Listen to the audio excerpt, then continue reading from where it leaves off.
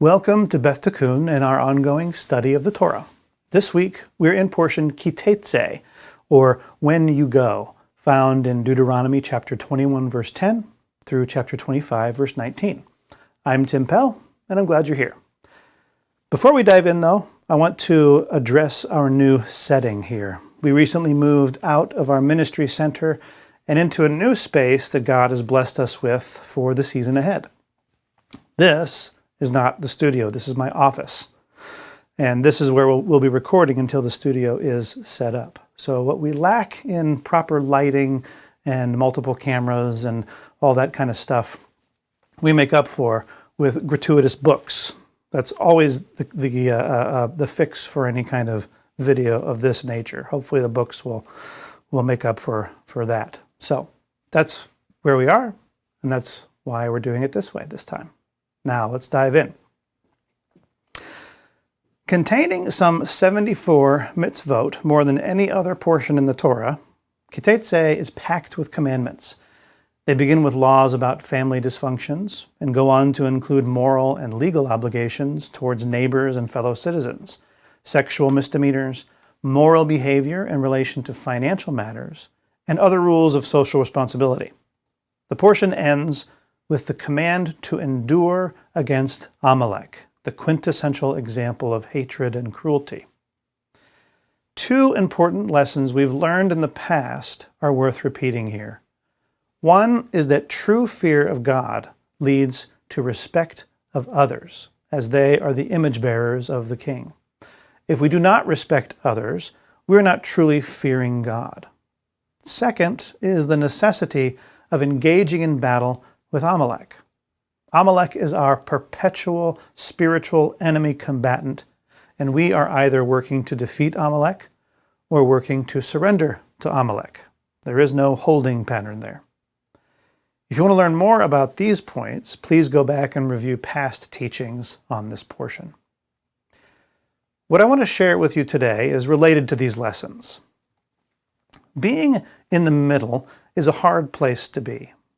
When you're just as far from your journey's starting point as you are from its end, all you see in either direction is toil. When climbing a mountain, reaching the midway point in your ascent is where you might reevaluate the trip, since going up or coming back down require about the same amount of effort. And in those moments, there can be a kind of heaviness and exhaustion that must be overcome, as well as a rejoicing for having completed half the journey. It's a unique state to be in, and it requires more effort for the journey ahead. This week's portion is no different. Teitzei is the middle of the 11 portions in Deuteronomy, the very center. It begins and ends with direct and indirect references to war, and in between those are numerous mitzvot regarding how we treat others, how we respect others through our healthy, requisite fear of God. Deuteronomy is, in a sense, about leading us to our next phase, the final phase, the spiritual life. In fact, Deuteronomy ends just before the Israelites enter into and take possession of the land. The Torah itself ends right before the final stage of Israel's development as a people, the conquest of and inhabitants of the land of promise, right before their final birth.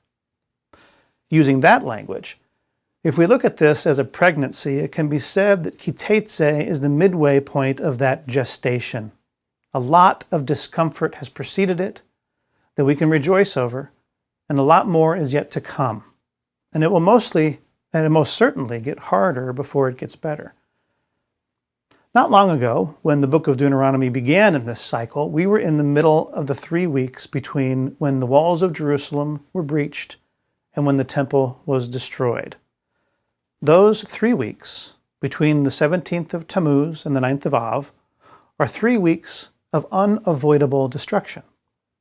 But that destruction is for a purpose. That demolition, so to speak, is necessary in order to make the space needed to create something new. This is not a time to be discouraged. It's a time to be encouraged. What is happening during a pregnancy? It's not an ailment, despite the mother's experience of it being similar to sickness. It's a life-giving process, literally. New life is being made. Something unreal is being made real. Cells are being stuck together. Flesh is being built upon bone, all of which requires a tremendous amount of resources and energy. It's exhausting. It's heavy. And it will only get heavier as we near the joyous conclusion. Here's where Teitzei and next week's portion, Kitavo, can teach us something in principle.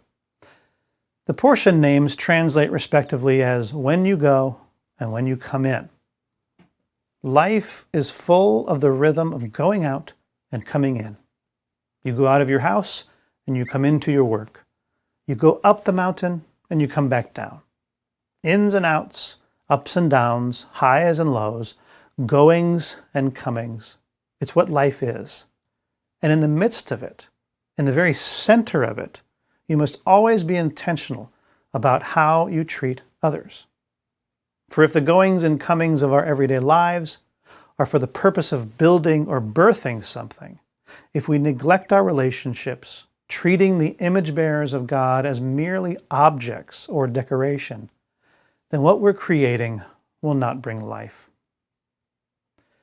We are given every day the opportunities to take another step closer to the land of promise, the spiritual life. And every day we wrestle with the natural and supernatural within us toward that end. These countless spiritual battles are ever present. We are perpetually engaged in the war against Amalek. The war plays out on the battlefields of our minds and hearts. Sometimes these battles spill out into the physical world when we cannot be victorious in ourselves, and we engage with them there too. But regardless of where the battles rage, we must always remember to fear God and respect His image bearers in the world. Healthy relationships in peacetime are harder to come by if we can't maintain them in wartime. We can't win the battles if we cut ourselves off from God's image bearers and from God Himself. There's more of the journey ahead. Let's not go it alone.